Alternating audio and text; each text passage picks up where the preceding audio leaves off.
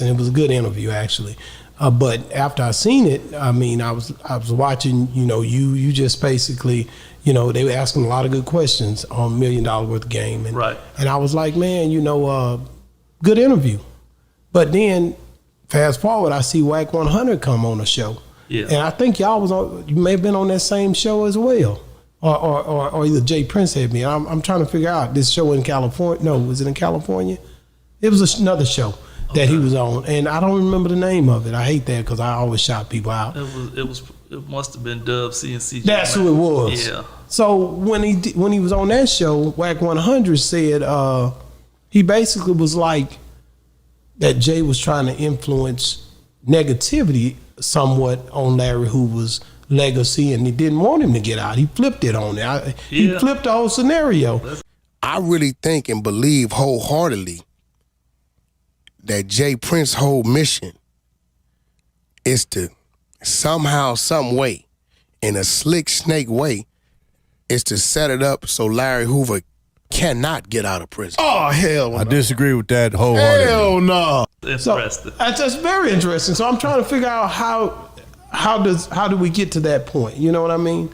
Like how do we get to a point where you guys because it was a lady that had some kind of film documentation on your father, right? A video maybe, right? She interviewed him. Mm-hmm. Did you seek to get the interview or something? Why does this come up after all this time? I gotta ask this.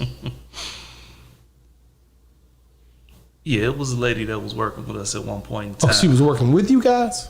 Yeah, with me and my mother. She would have never talked to my father if it wasn't for my mother vouching for her to go talk to my father. He wouldn't have never talked to her. He talked to her because of the relationship they had. And she had the information. The stuff, it never materialized with what we were trying to do with it. And the lady disappeared over the years. Okay. Because when you guys first done it, and that's what I was trying to get at, because I know I was interested in understanding when you guys first let her go in and do this, what were we trying to accomplish in doing this? At that time, I think we were trying to do a book or documentary type situation. We were trying to show who my father was, tell his story. Okay. So, and when this thing unfolds, it evidently didn't come to fruition. No, it didn't come to fruition, and she never turned over the stuff that she had. And she was gone. And years later, I reached out to her when we were trying to work on a pardon package. And I needed some of the footage so we can show, humanize my father, show who he was. And then she wanted to know who was going to get paid or how was she going to get paid for this footage. Oh, so it's all about the money. Right, but she was, at that time, she was working with the family when she did it. Like, we going to do a documentary. We go show the world who he is and what he's about because he's fighting for his life. But years later, when we need some of this footage, it's like, who's going to get paid for it? So after that, after we were dealing with Kanye, and he tried to get the footage for us, and I think they wanted too much money, so he, it was going back and forth or something. So correct. They wound up talking to Jay, and they didn't like the offer Jay gave. They didn't counter offer. They just came back with the fact that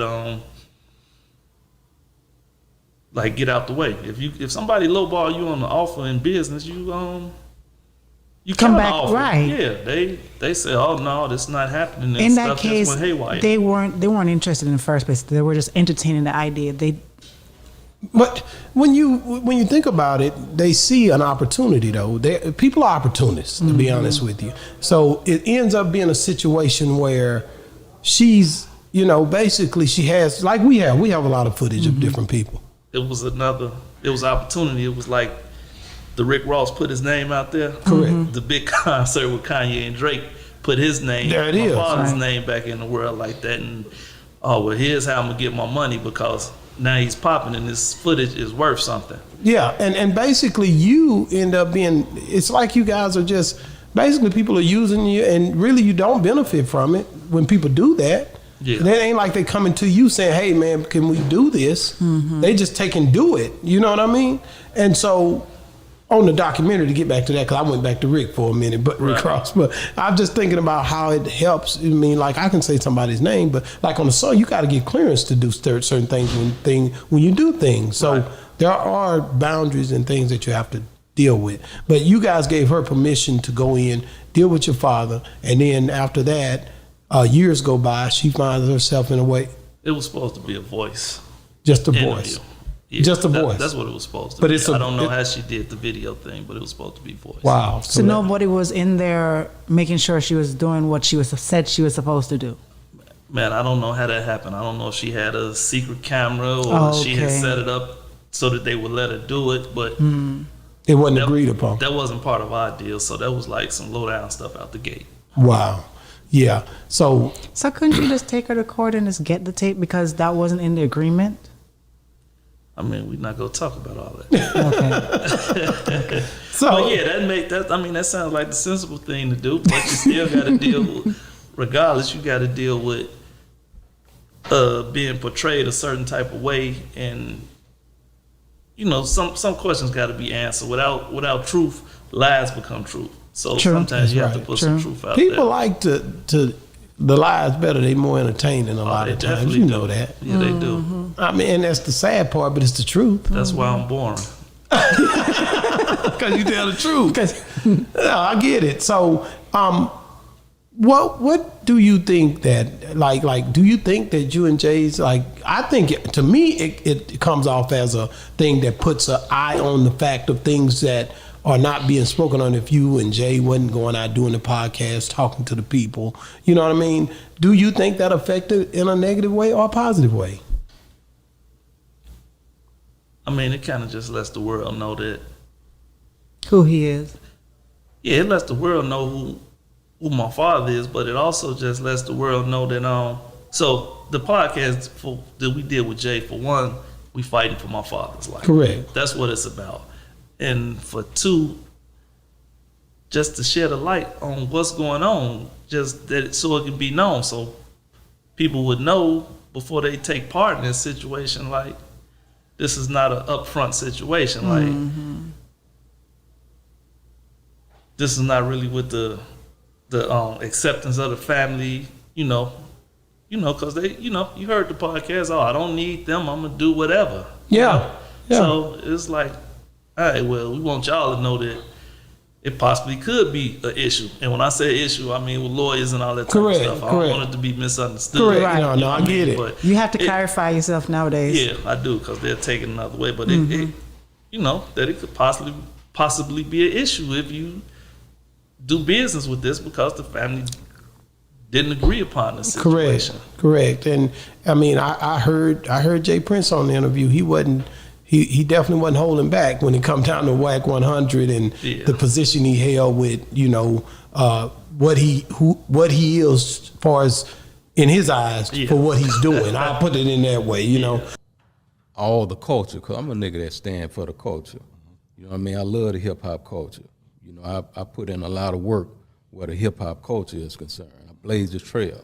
Yeah. You know what I mean? And when I see one, trying to shit on Tupac, trying to shit on Nipsey, trying to shit on, the homie Big U out there, trying to shit on Master P, good nigga, real niggas, Meek Mill. I see a nigga get on a podcast and with another rat and go off on 21 Savage. I'm like, oh, this nigga got diarrhea at the mouth. He like full of shit, right? He the type of nigga that will shit in the bed and blame it on the baby. You know what I mean? Imagine that. You take a raw shit in the bed and say, that's the baby shit. I ain't shit it. Because I'm, like I said, I don't know Wack, but I do know that, I've seen him, pretty much he does Clubhouse and a lot of other stuff. Right. And just to see the back and forth, with the brothers, I'll be like, man, I hate it's like this, but I understand if you make a wrong move, because I didn't really know how he played part in it, really, to be honest with you. But the lady, from what he's saying, is she reached out to him, I guess, to get him to somewhat combat what she might be facing. But at the end of the day, your father's legacy, as far as him trying to help bring the people together, That's the thing that you guys are pretty much showing. Hey, man, this guy is 71? Yeah. 71 years old. 72 this year. He's 72 this year. He's not a threat, and he has an opportunity that he could be released.